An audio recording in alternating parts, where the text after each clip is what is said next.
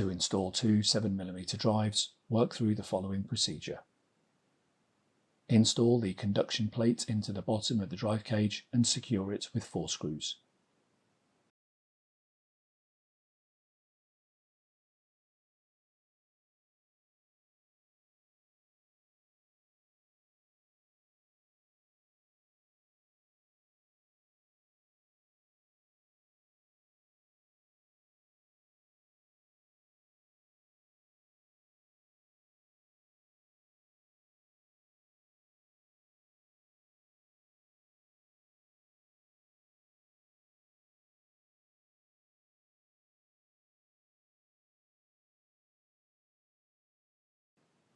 To install the upper drive, find the cable with a plugger marked SSD0/2 and connect it to the drive.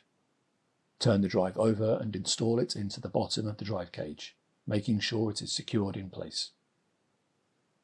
To install the lower drive, find the cable with a plugger marked SSD1/3 and connect it to the drive. Push the drive into the top of the drive cage.